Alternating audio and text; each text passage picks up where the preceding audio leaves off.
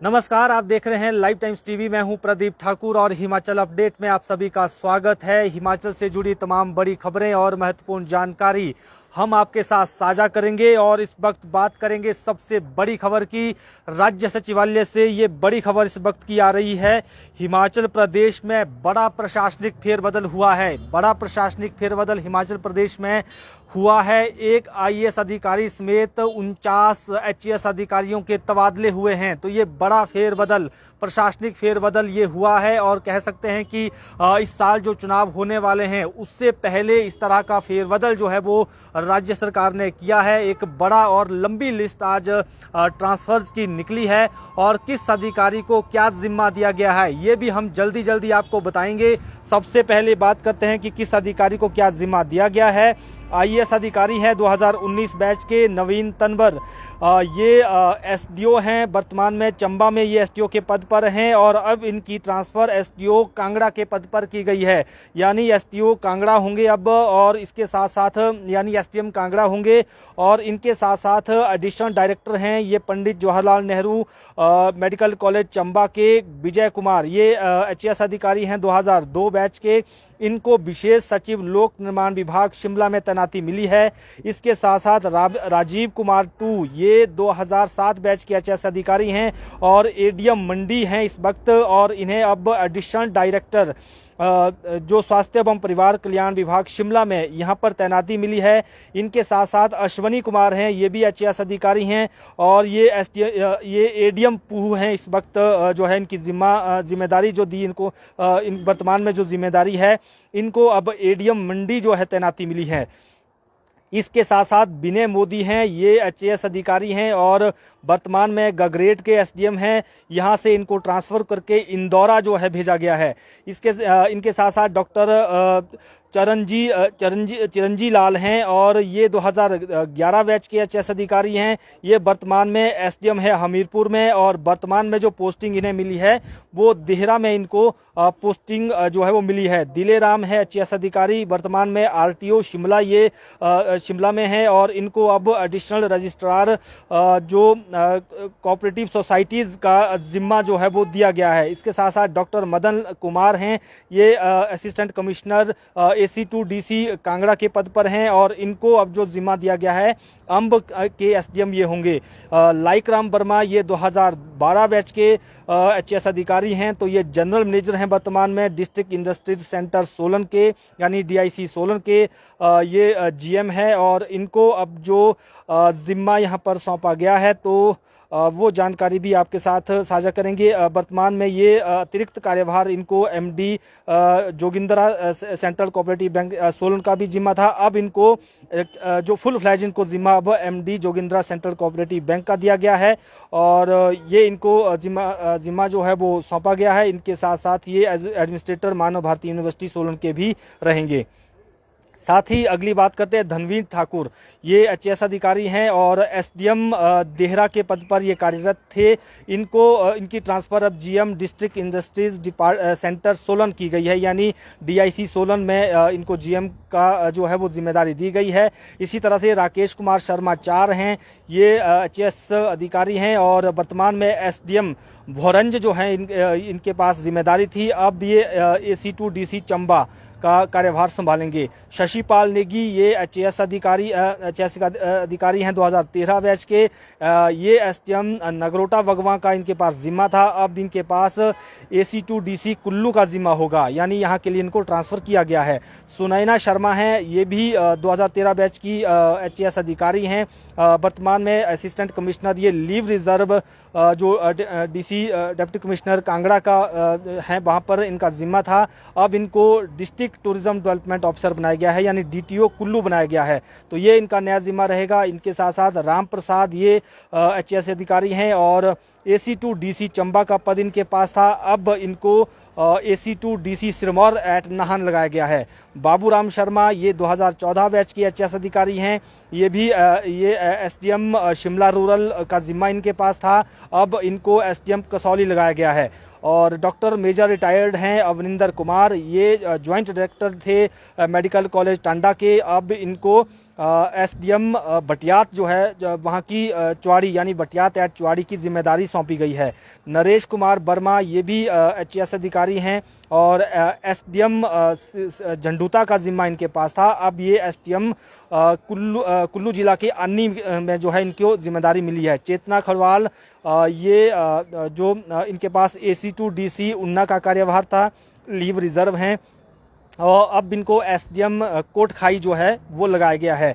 इनके साथ साथ डॉक्टर संजीव धीमान हैं, ये एसडीएम सिविल कसौली का इनके पास जिम्मा था, तो अब ये एसडीएम पछाद जो है यहाँ का इनको जिम्मा दिया गया है। एसडीएम पछाद की ये जो है जिम्मेदारी इनके पास रहेगी डॉक्टर संजीव धीमान के पास। और इनके साथ साथ गौरव चौधरी हैं, ये AC2 DC उन्ना का जिम्मा इनके पास था और अब इनको AC2 DC बिलासपुर वहाँ की तैनाती मिली है।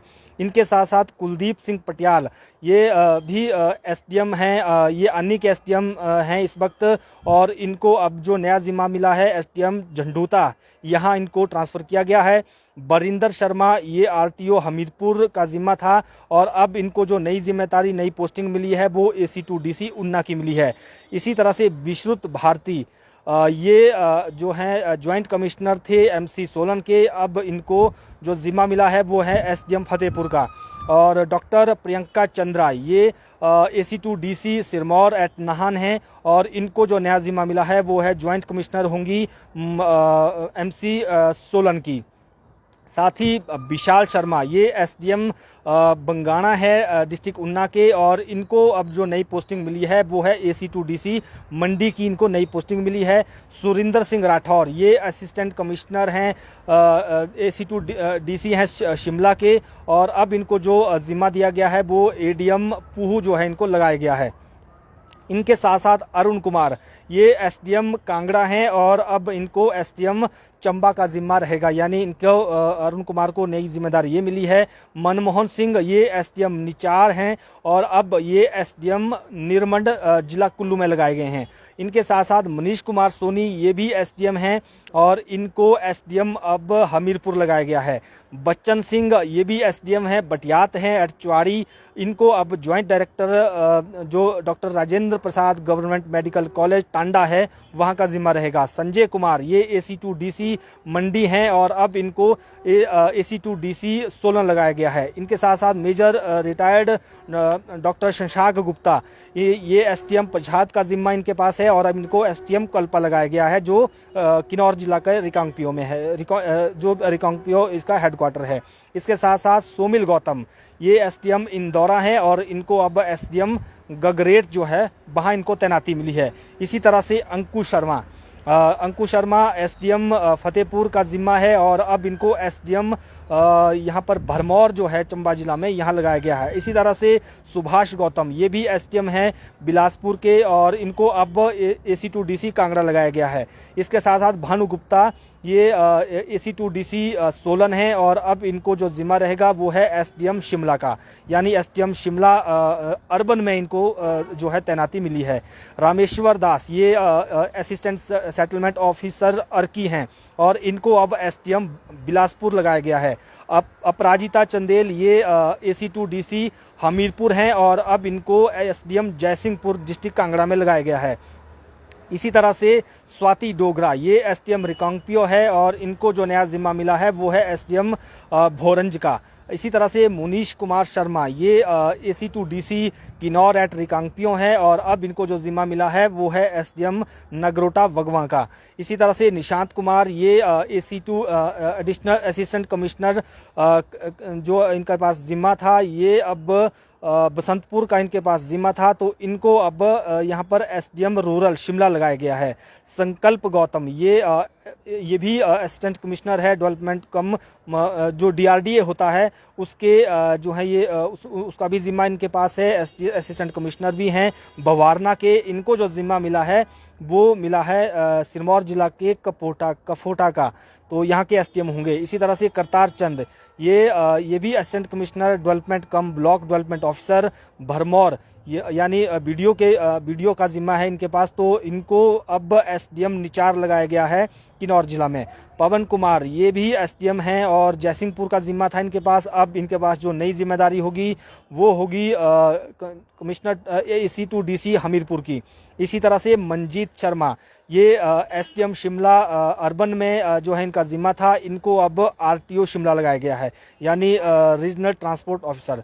इसी तरह से योगराज ये AC to DC बिलासपुर जो है ये इनके पास जिम्मा था और अब इसके साथ साथ इनके पास जो अतिरिक्त कार्यभार भी इनको दिया गया था लैंड एक्विजिशन ऑफिसर का, ये भी NHAI में, और अब इनको एसडीएम बंगाणा जो है तैनाती मिली है। इसी तरह से मनोज कुमार 5 ये प्रोजेक्ट ऑफिसर ITDP केलंग थे और इनको अब जो जिम्मा मिला है वो है डिस्ट्रिक्ट टूरिज्म डेवलपमेंट ऑफिसर मंडी का। केशव राम ये भी 2022 बैच के HS अधिकारी हैं, AC to DC कुल्लू थे। अब इनको जो जिम्मा मिला है वो है SDM अर्की इनको लगाया गया है। इसी तरह से असीम सूद ये डिप्टी सेक्रेटरी का इनके पास तैनाती थी HP staff selection commission Hamirpur में, और इनके पास अतिरिक्त चार्ज भी था OST2 सैनिक वेलफेयर बोर्ड जो है। अब इनको RTO लगाया गया है हमीरपुर में, ये इनके पास एक नई जिम्मेदारी होगी। और संजय भगवती ये प्रमोशन ऑन प्रमोशन है और इंडक्शन इनटू HAS हैं, तो इनको जो है पहली ये जिम्मेदारी मिली है district tourism development officer Shimla की। तो शिमला के जो DTDO होंगे वो संजय भगवती होंगे। तो ये कुछ बड़ी बड़ी जो ट्रांसफर आज हुई है वो जानकारी हमने आपके साथ साझा की है। एक IAS अधिकारी और 49 HAS अधिकारी उनकी ट्रांसफर हुई है और जिम्मेदारियों में बदलाव हुआ है। पहले भी हमने आपके साथ ये जानकारी साझा की थी कि जैसे जैसे चुनाव नजदीक आते जाएंगे, एक अधिकारी जो जिम्मेदार अधिकारी होते हैं, एक पद पर 3 साल से ज्यादा का कार्यभार उनका रहता है, उनको फिर दूसरे जिम्मेदारियां जो है वो दी जाती है, उनको ट्रांसफर किया जाता है। तो इसी कड़ी में ये एक बड़ी जो है वो कह सकते हैं कि एक प्रशासनिक फेरबदल यहाँ पर हुआ है। अभी अगर आज की इस ट्रांसफर लिस्ट को देखें तो ज्यादातर SDM बदले गए हैं और कुछ एक BDO भी बदले हैं और AC to DC भी बदले हैं। तो अब हम कह सकते हैं कि इसके बाद जो अगली लिस्ट आएगी वो कहीं ना कहीं DC जो है वो उनकी ट्रांसफर होगी, या बाकी जो IAS अधिकारी होते हैं या जो चुनाव ड्यूटी में पहले लगे होते हैं उनकी जिम्मेदारी में बदलाव होगा। इसके साथ साथ कुछ और जानकारी आपके साथ हम साझा करने जा रहे हैं और पुलिस भर्ती परीक्षा से जुड़ी हुई जानकारी आपके साथ साझा करना चाहेंगे। पुलिस भर्ती परीक्षा में एक बड़ी कार्रवाई जो अभी हुई है वो पुलिस के अधिकारियों पर जो कार्रवाई हुई है उसमें IPS हैं JP सिंह, इनको वर्तमान जो इनका पद है उससे हटा दिया गया है। इनके पास अभी तक जो पद था वो एक तो जो भर्ती प्रक्रिया है इसके चेयरमैन थे और उसके साथ साथ IG armed police and training यानी APT जो है इसके IG थे वर्तमान में, तो इनको हटा दिया गया है और उनको पुलिस अकादमी प्रशिक्षण एवं अनुसंधान IG का IG जो है लगाया गया है। तो ये एक बड़ी कार्रवाई जो है इस पूरे पुलिस भर्ती परीक्षा लिखित परीक्षा जो रद्द हुई है और पेपर लीक हुआ था उस मामले में यहाँ पर की गई है। इसके साथ साथ अगली जानकारी एक साझा करना चाहेंगे। 2 राज्य यानी गुजरात और हिमाचल में जो विधानसभा चुनाव होने वाले हैं उससे पहले मुख्य चुनाव आयुक्त बदले गए हैं, यानी नए जिम्मेदारी सौंपी गई है और इसमें सीनियर जो ये इलेक्शन कमिश्नर हैं इनका जो जिम्मा जो है वो अब जो सीनियर मोस्ट इलेक्शन कमिश्नर थे राजीव कुमार इनके पास अब चीफ इलेक्शन कमिश्नर का जिम्मा रहेगा और 15 मई को ये अपनी जिम्मेदारी यानी जो नई जिम्मेदारी दी गई है उसको संभालेंगे। इसके साथ साथ बातचीत करेंगे खालिस्तानी झंडे से जुड़ी हुई।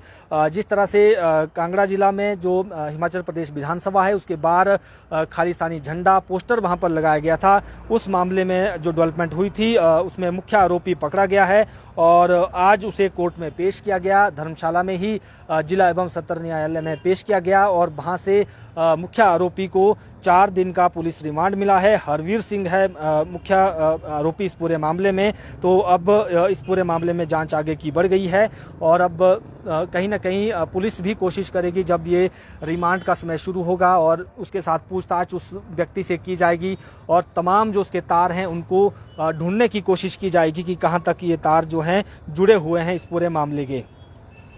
इसके साथ साथ बात करते हैं पूर्व केंद्रीय मंत्री स्वर्गीय पंडित सुखराम जो अब अनंत की यात्रा पर है, आज उनका अंतिम संस्कार हुआ है। मंडी में तमाम बड़े नेता वहां पर मौजूद रहे, मुख्यमंत्री जयराम ठाकुर भी मौजूद रहे और भी कैबिनेट सहयोगी उनके कैबिनेट मंत्री सुरेश भारद्वाज या फिर कैबिनेट मंत्री महेंद्र सिंह ठाकुर की बात करें, तमाम मंत्री वहां पर मौजूद थे। राजकीय सम्मान के साथ उन्हें जो है अंतिम विदाई वहां पर दी गई। तमाम लोगों की आंखें गमगीन थी क्योंकि मंडी में एक बड़ा नाम है पंडित सुखराम और अब वो इस दुनिया में नहीं है। तो आज कह सकते हैं कि पंडित सुखराम अनंत की यात्रा पर निकले हैं। आउटसोर्स कर्मचारियों से जुड़ी हुई जानकारी आपके साथ जरूर साझा करना चाहेंगे क्योंकि आउटसोर्स कर्मचारी अब लगातार प्रदेश सरकार की तरफ निगाहें गड़ाए बैठे हैं कि उनको लेकर कब सरकार बड़ा फैसला करेगी। हालांकि जानकारी ये है कि अब आने वाले समय में कुछ समय में या 1 सप्ताह 2 सप्ताह के भीतर कैबिनेट सब कमेटी की बैठक होने वाली है और उस कैबिनेट सब कमेटी में पूरा डाटा जो तैयार किया गया है, जो डाटा इकट्ठा किया गया है आउटसोर्स कर्मचारियों का, उसको कंपाइल करके एक ड्राफ्ट जो है वो तैयार किया जाएगा। और जो जानकारी हमें मिली है कि अब अगला जो फेज है वो कैबिनेट सब कमेटी का है और उसके बाद ये पूरा का पूरा मामला कैबिनेट में जाएगा। हालांकि ओपीएस को लेकर जो चर्चाएं चल रही है उसमें फिलहाल अभी तक राज्य सरकार अपना स्टैंड क्लियर नहीं कर पाई है। चर्चाओं का दौर बेशक चला हुआ है लेकिन अभी तक किसी फाइनल डिसीजन पर राज्य सरकार नहीं पहुंची है कि क्या ओपीएस यानी ओल्ड पेंशन दे सकती है राज्य सरकार। फिलहाल इसको लेकर अभी तक सरकार की तरफ से कोई स्टैंड जो है क्लियर नहीं हुआ है। जो इंटर्न डॉक्टर हैं उनका मसला जो चला हुआ है, 300 के करीब ये इंटर्न डॉक्टर्स हैं जो हिमाचल प्रदेश जो आईजीएमसी है वहां पर अपनी सेवाएं दे रहे हैं। 2016 से 6 मई को इनका कार्यकाल समाप्त हो चुका है लेकिन इनको लेकर अभी तक राज्य सरकार ने कोई डिसीजन नहीं लिया है और अब इनकी मांग में युवा कांग्रेस भी कूद पड़ी है।